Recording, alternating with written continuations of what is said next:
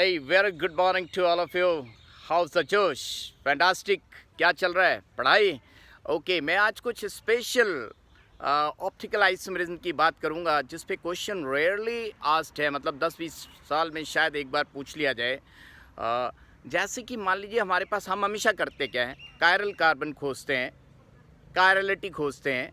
कभी कभी क्वेश्चन मिल जाता है कि जैसे कि नाइट्रोजन है, अब नाइट्रोजन पे 3 हाइड्रोजन लगे, मीन्स अमोनिया, ये तो तीनों सेम हो गए तो कायरल नहीं है, प्लेन ऑफ सिमेट्री है। लेकिन नाइट्रोजन पे एक हाइड्रोजन लगाओ, एक मिथाइल लगाओ और एक इथाइल लगाओ और एक लोन पेयर है। CIP रूल के according lone pair is treated as one group, तो चारों अलग हो गए ना, तो नाइट्रोजन क्या हो गया? कायरल हो गया। कायरल हो गया, that means this is not having plane of symmetry as well as centre of symmetry, तो इसको ऑप्टिकली एक्टिव होना चाहिए। But answer is no, it's not optically active. Sir क्या बात है, आपने ही तो पढ़ाया, सभी पढ़ाते हैं, पॉस कॉस नहीं है तो वो ऑप्टिकली एक्टिव होना चाहिए।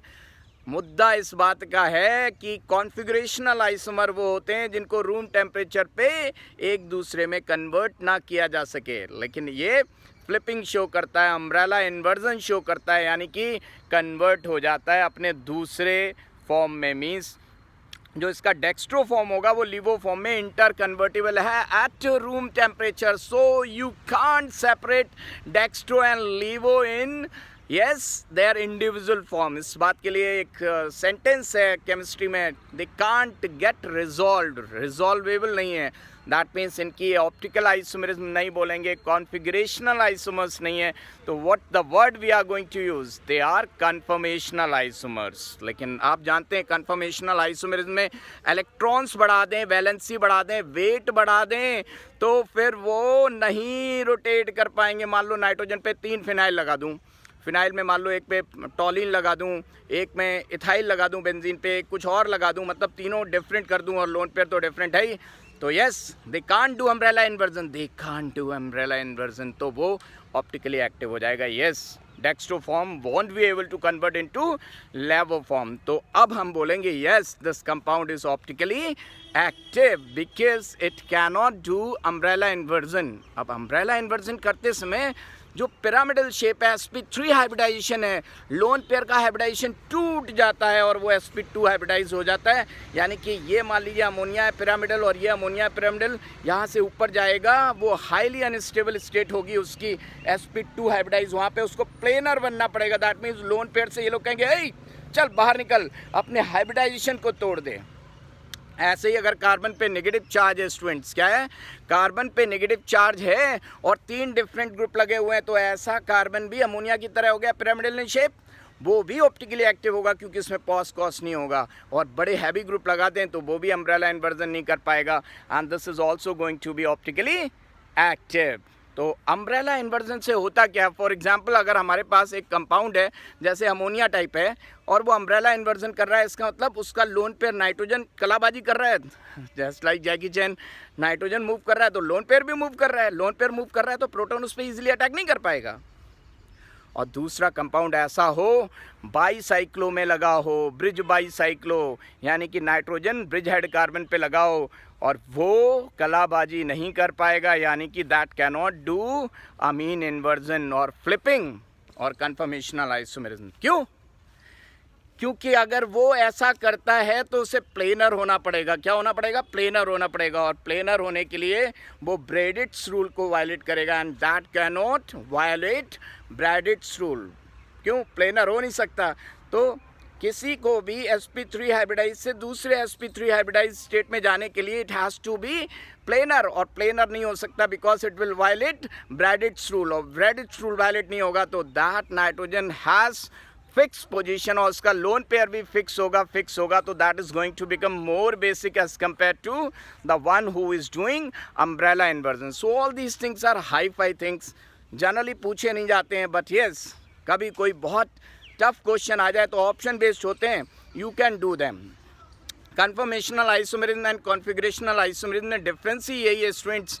किस बात का डिफरेंस है? सिर्फ एक बात का डिफरेंस है कि कॉन्फिगरेशनल आइसोमर्स को रूम टेम्परेचर पे एक दूसरे में कन्वर्ट नहीं किया जा सकता। For example malic acid can not be converted into fumaric acid, इसीलिए आपने देखा होगा डॉक्टर्स कहते हैं दवाई ले जाओ भाई, जो दवाई होती है या तो डेक्सट्रोज होगी या लेवोलोज होगी, मीन्स ऑप्टिकली एक्टिव होगी। अगर आप उसको हीट में रख देंगे, सनलाइट की प्रेजेंस में रख देंगे, हो सकता है डेक्सट्रो लेकर आए और वह लेवोलोज में चेंज हो गया। फॉर एग्जांपल ग्लूकोन डी लेके आए और डेक्स्ट्रो फॉर्म लेकर आए और आपने धूप में रख दिया, वो पता है लेवलोज में चेंज हो गया, एटीपी इसका गड़बड़ हो जाएगा, मेटाबॉलिज्म गड़बड़ हो जाएगी और पता चला हाँ क्या हो गया, राम नाम सत्य भी हो सकता है, राइट।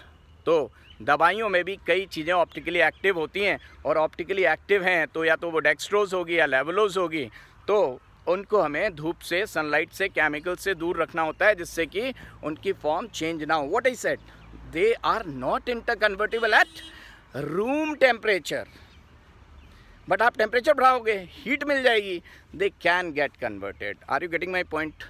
ओके तो ये क्वेश्चंस कभी कभी आते हैं और बच्चा परेशान रहता है। और दूसरा परेशानी क्या होती है, साइक्लोहेक्सेन। साइक्लोहेक्सेन हमें लगता प्लेनर है, हमें तो सारी रिंगी प्लेनर लगती हैं। देखो cyclobutane, cyclopropane, cyclopentane, cyclohexane, but students remember that cyclobutane nearly planar है। अगर वो प्लेनर रहेगा तो उसमें torsional strain and van der वाल एटम का रिपल्शन ज़्यादा होगा, तो वो बटरफ्लाई स्ट्रक्चर फॉर्म में रहता है, मतलब ऑल्टरनेट कार्बन थोड़े से उठे हुए होते हैं, जस्ट लाइक तितली बैठती है और जब मुझे उस खतरा लगता है थोड़े से पंख ऊपर कर लेती है। और साइक्लोपेंटेन तो ओपन एनवेलप शेप्ड, मतलब लिफाफा जो शादी में देते हैं ना पैसा, तो एक उसका पार्ट देखिए, 4 पार्ट तो प्लेन में रहते हैं, एक पार्ट थोड़ा सा ऊपर उठा हुआ होता है। और साइक्लोहेक्सेन तो वेल नोन है, it is puckered, chair form, twist boat, half chair, infinite forms होती हैं चेयर की, लेकिन इसमें सबसे ज़्यादा स्टेबल होती है। याद रखने का तरीका, चेयर तेरी बोट हमारी। मछुआरे क्या कहते हैं, हमें कुर्सी नहीं चाहिए, हमें क्या चाहिए, बोट चाहिए। तो नेताओं से क्या कहते हैं, चेयर तेरी मतलब चेयर फॉर्म सबसे ज़्यादा स्टेबल, इसमें रिंग स्ट्रेन और टॉर्शनल स्ट्रेन मिनिमम होता है, एंगल तो लगभग ही 109 डिग्री होता है। तेरी, उसके बाद आती तेरी, ट्विस्ट बोट, फिर बोट, और सबसे कम स्टेबल इनफाइनाइट में से हाफ चेयर।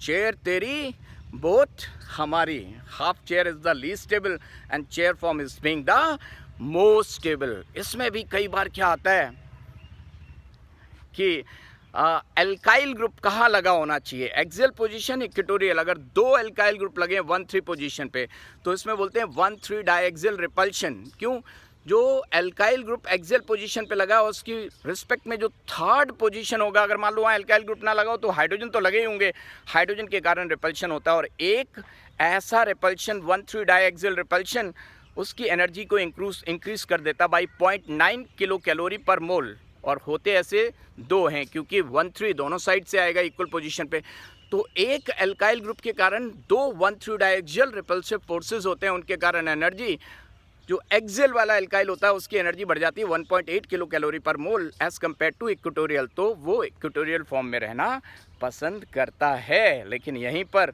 अगर 1,3 में हाइड्रोजन बॉन्डिंग हो जाए इंट्रामोलिकुलर तो मोह माया का चक्कर वो ज़्यादा स्टेबल हो जाएगा। क्या आप समझ रहे हैं, ये बिल्कुल वही मोह माया का चक्कर जैसे H2O एंड H2S। H2O हल्का है, कम मॉलिक्यूलर वेट है, फिर भी वो क्या है, लिक्विड है, H2S गैस है। मोह माया का चक्कर, जहाँ भी मोह माया का चक्कर हो तो सावधान रहें, इंट्रामॉलिक्यूलर हाइड्रोजन बॉन्डिंग मामला पलट देती है। जैसे कि 50 शेर थे और 50 हाथी थे, आग लग गई जंगल में, पता चला हाथी पीछे पीछे आ रहे हैं और 40 शेर आगे आगे आ रहे हैं, 10 शेर कहाँ रह गए। हो सकता है शेरनियाँ आग में फंस गई, उनको छुड़ा रहे हों। हीरोगिरी, मोह माया। मोह माया देखो ना पिक्चरों में, आग लगती है सब भाग खड़े होते हैं लेकिन हीरो पीछे रह जाता है। क्या भैया भाग नहीं पा रहा था, किसी को बचा रहा होगा, तो बच्चे को बचा रहा होगा या किसी अपनी गर्लफ्रेंड को बचा रहा होगा, किसी की माँ को बचा रहा होगा। मोह माया का चक्कर मामला पलट देता है, याद रखिएगा, राइट। खैर यही सब चीज़ें हैं जब आइसोमेरिज्म में आती हैं। और आइसोमेरिज्म को देखते समय स्टूडेंट्स एक बात पूरी पक्की याद रखिए कि सबसे पहले मॉलिक्यूलर फॉर्मूला देखिए। अगर मॉलिक्यूलर फॉर्मूला सेम है तभी आइसोमेरिज्म की दुनिया में एंट्री लीजिए। अगर मॉलिक्यूलर फॉर्मूला सेम नहीं है और रिलेशन पूछा है तो बच्चा कहता नहीं होगा, अरे हो सकता है, होमोलोगस हो सकते हैं। Homologous compound have same functional group but different molecular formula, at least एक CH2 का डिफरेंस होता है, राइट। अगर मॉलिक्यूलर फॉर्मूला सेम है तो आइसोमेरिज्म की दुनिया में एंट्री लेंगे और किस मोहल्ले में जाएंगे, स्ट्रक्चरल आइसोमेरिज्म। स्ट्रक्चरल आइसोमेरिज्म अगर है तो कभी स्टीरियो आइसोमेरिज्म में एंट्री मत लेना। क्योंकि स्टीरियो आइसोमेरिज्म का नंबर आता है स्ट्रक्चरल आइसोमेरिज्म के बाद। अगर if the compound two compounds not having structural isomerism, मतलब उनका स्ट्रक्चर सेम है, then go to stereo isomerism. और स्टीरियो आइसोमेरिज्म में कॉन्फिगरेशनल आइसोमेरिज्म। फिर जीआई, ओआई। अब मान लो किसी में जीआई भी है, ओआई भी। मान लो किसी कंपाउंड में एक एक्टिव डबल बॉन्ड है, एक कायरल कार्बन है, तो 2 हो गई स्टीरियो सेंटर की बात, 2 की पावर 2 4।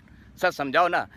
सिस और ट्रांस, जीआई पूछे तो 2 ही है, लेकिन टोटल पूछे तो सिस में वो क्या हो सकता है, डेक्स्ट्रो हो सकता है, लीवो हो सकता है, और ट्रांस में भी डेक्स्ट्रो लीवो हो सकता है। यानी कि 4 फॉर्म हो गई, cis dextro, cis levo, trans dextro, trans levo. Is it clear to all of you? Got it? सबको समझ में आ गया? चलिए, okay, all the best, bye.